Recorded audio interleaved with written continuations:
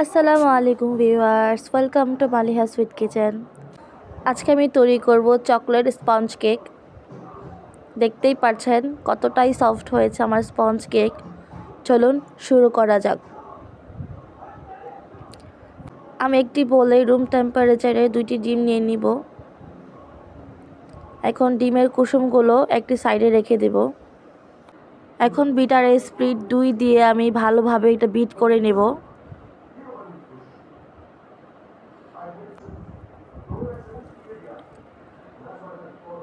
এটা বিট করতে করতে ফোমে পরিণত হবে।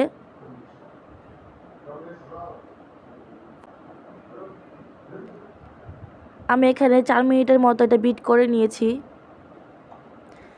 এখন কুসুমগুলো দিয়ে দিব।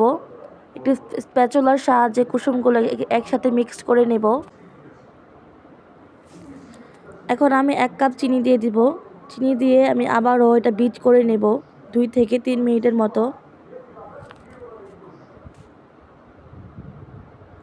আমার বিট করা হয়ে গেছে।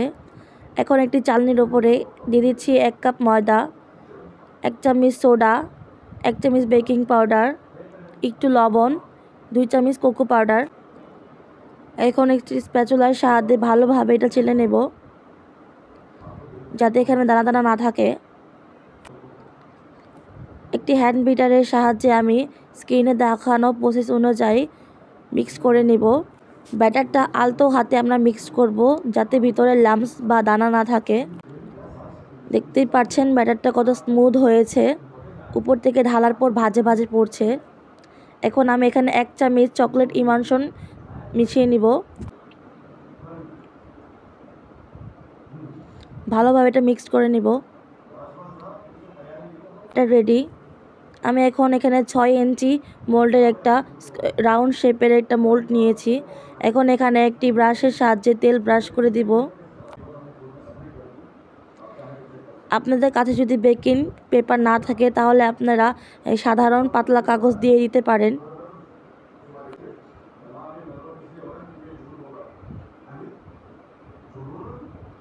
এখন আবার উপরে তেল ব্রাশ করে দিব। উপর থেকে ব্যাটারটা ঢালার চেষ্টা করবেন যাতে ভাজে ভাজে পড়ে।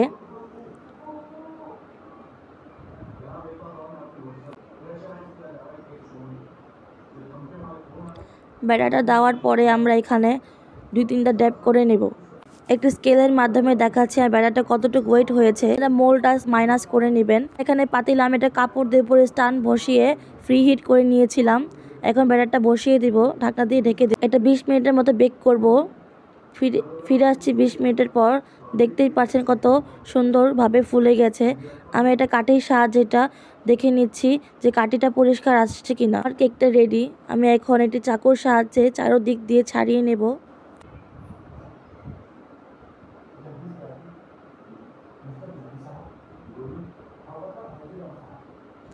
এখন একটি প্লেটে আমি উপুত করে ঢেলে নেব।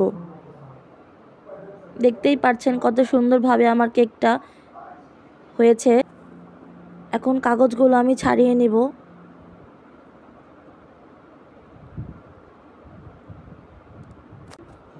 আমার রেসিপিটা ফলো করলে আপনারা ঘরে বসে তৈরি করতে পারেন চকলেট স্পঞ্জ কেক। দেখতেই পাচ্ছেন কতটা স্পঞ্জ হয়েছে। আমি এখন হাতে উঠে দেখাচ্ছি টিপে টিপে কতটা স্পঞ্জ হয়েছে। এখন আমি আপনাদের কেটে দেখাবো। ভিডিওটি ভালো লাগলে অবশ্যই আমার ইউটিউব চ্যানেলটা সাবস্ক্রাইব করুন।